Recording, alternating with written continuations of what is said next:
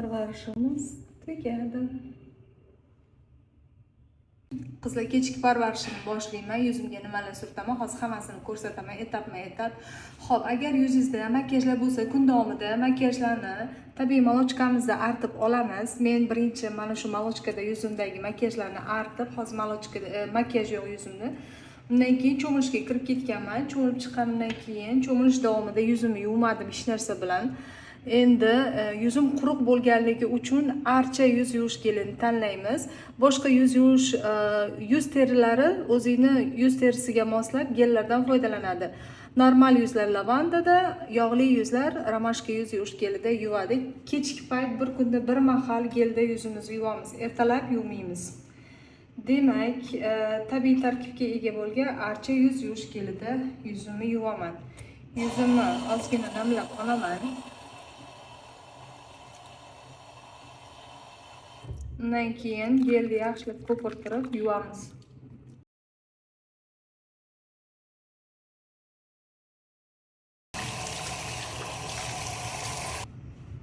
Demak, yuzni yuvib bo'ldik. Yaxshilab artamiz. Keyingi etap parvarishimizdagi, kechki parvarishimizdagi siyvirtka. Siyvirtkalarimiz 3 xil ko'rinishda chiqyapti.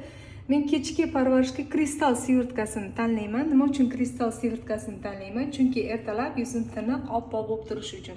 Bu kristal siyvirtkamiz yuz terimizni oqartiradi, taranglashtiradi, yoshartiradi, ajinlarga qarshi va dog'larga qarshi ishlaydi.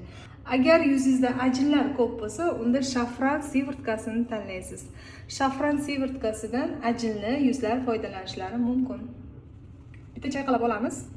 Undan keyin yuzimizga kristal, ya'ni bizni tiniq, oppoq va yosh ko'rsatadigan siyvirtkamizni surtamiz. Hamma joyga mumkin, ko'z atrofi, bo'yin, qo'llar, hamma joyga yaxshilab surtamiz. Xo'p.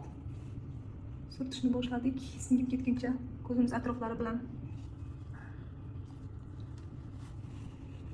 Qanday mazza, tabiiy chiroyli bo'lish, tabiiy parvarish qilish yuzimizni juda ham zo'r. Singib ketguncha surtamiz. Endi ko'zim atrofini parvarish qilaman. Ko'z atrofiga mohim kremimizni ishlatamiz. Qayerda ajin bo'lsa, bu kremni ishlatishlaringiz mumkin. Men aynan ko'z atrofiga ishlataman. Boshqa joyimda unchalik ajinlar yo'q. Ko'z atrofi ajinlariga juda ham yaxshi va ajin bundan keyin tushmasligi uchun yordam beradi bu krem. 100% ga tabiiy tarkibga ega. Siyvirtka surtgandan keyin krem surtishi shart. Siyvirtkalarimizni surtdik. Siyvirtka keyingi parvarishga terini ochib berdi, teri teshikchalarini yaxshilab ochib berdi. Shundan keyin kremlar yana ham yaxshiroq singadi. Mana shunday qilib ko'z atrofimizga surtamiz. 8 qilib surtsanglar ham bo'ladi. Endi esa kechki parvarishimni men kollagen kremi bilan yakunlayman. Kollagen kremimiz juda zo'r krem bu. Kollagen kremimizni hammaga surishni 20 yoshdan boshlab surishni tavsiya qilaman. Yuzingizda hech qanaqa muammo yo'q bo'lsa, yuzingiz osilayotgan bo'lsa va yuzingiz qorayotgan bo'lsa, mana shu kollagen kremidan surtamiz. Bo'yinlarga ham mumkin. Yaxshilab singdirib olamiz.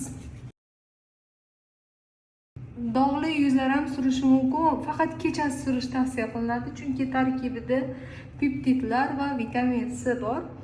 Uni kunduz kuni surtilmaydi, quyoshga reaksiya berib ketishi mumkin. Zo'r tiniqlashtirib, yoshartirib, taranglashtirib, oqartiradi va dog'lar bilan ham ishlaydi.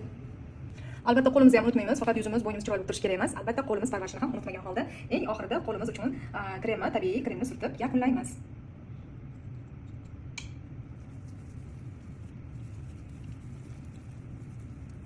Shunday qilib meni kechki parvarishim tugadi. Tabiiy tarkibga ega bo'lgan kremlardan foydalandim. Endi esa mazza qilib uxlayman.